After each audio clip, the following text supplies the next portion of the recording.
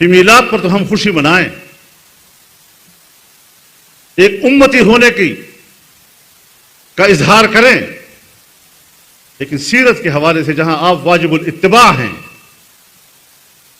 وہاں ہمارا کردار کیا ہے؟ سارا سال تو ہم نے دین کی طرف دیکھا نہیں، آپ کی اتباع کی طرف دیکھا نہیں، اور اللہ تعالیٰ نے تو اپنی ساتھ محبت کو بھی آپ کی اتباع کے ساتھ وابستہ کر لیا۔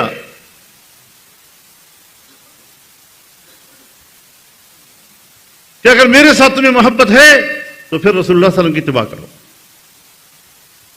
قل ان کنتم تحبون اللہ فاتبعونی یحببکم اللہ۔ اللہ کی محبت بھی اگر ہمیں نصیب ہوتی ہے تو بھی اس شرط پر کہ رسول اللہ کی اطاعت کرو، کہ جب 12 ربیع الاول آتا ہے تو ہم یوم میلاد کے طور پر یہ دن مناتے ہیں، اور رسول اللہ صلی اللہ علیہ وسلم کا نور جب دنیا میں چمکا اور پورے کائنات کو روشن کیا، آج امت اس پر خوشی کا اظہار کرتی ہے۔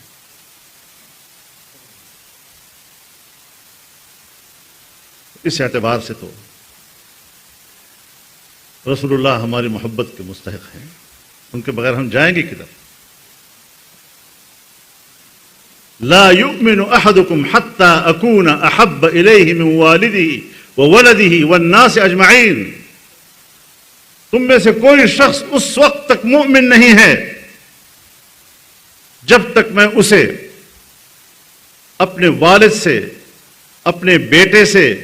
اور تمام لوگوں سے زیادہ محبوب نہ بن جاؤں۔ ایمان کامل نہیں ہوتا۔ اللہ رب العزت نے بڑی صراحت کے ساتھ فرما دیا،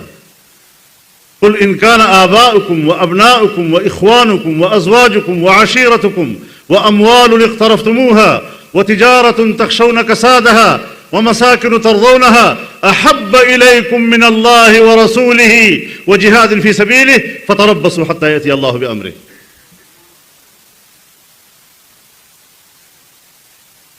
انسان کا تعلق دنیا میں جن چیزوں سے ہے وہ سب گن کر بتا دیے۔ خونی رشتہ ہے، باپ دادا کی محبت، بیٹے پوتے پڑپوتوں کی محبت، بھائیوں کی محبت، قبیلے کی محبت، میاں بیوی کی محبت،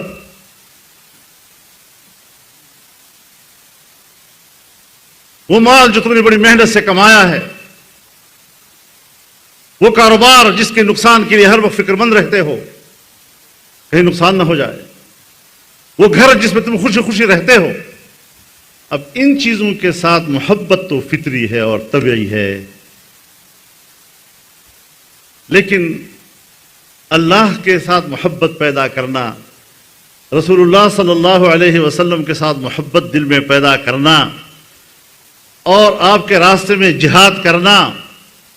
اس کے لیے تو ذرا اکتساب کی بھی ضرورت ہوتی ہے۔ اب آپ اندازہ لگائیں، اس کے باوجود فرماتے ہیں فتربصوا، پھر انتظار کرو حتی یأتی اللہ بامرہ، خدا کا عذاب تمہارے اوپر آ جائے۔ اب ایک چیز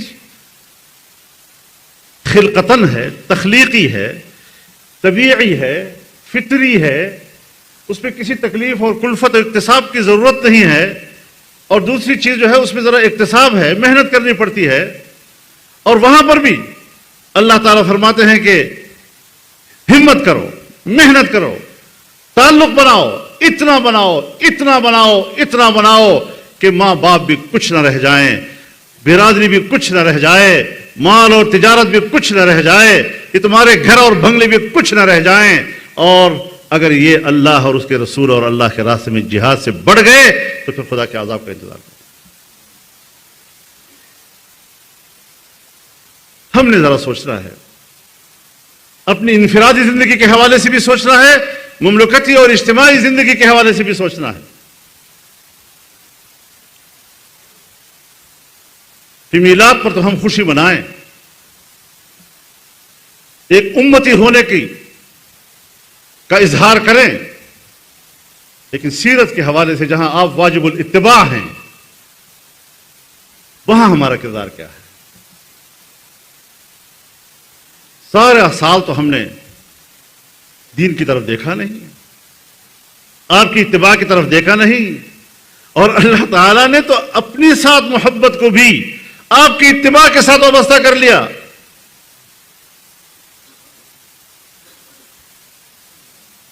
کہ اگر میرے ساتھ تمہیں محبت ہے تو پھر رسول اللہ صلی اللہ علیہ وسلم کی اتباع کرو۔ قل ان کنتم تحبون اللہ فاتبعونی یحببکم اللہ۔ اللہ کی محبت بھی اگر ہمیں نصیب ہوتی ہے تو وہ بھی اس شرط پر کہ رسول اللہ کی اطاعت کرو۔ تو آپ اندازہ لگائیں کہ من حیث القوم ہماری وہ کوتاہی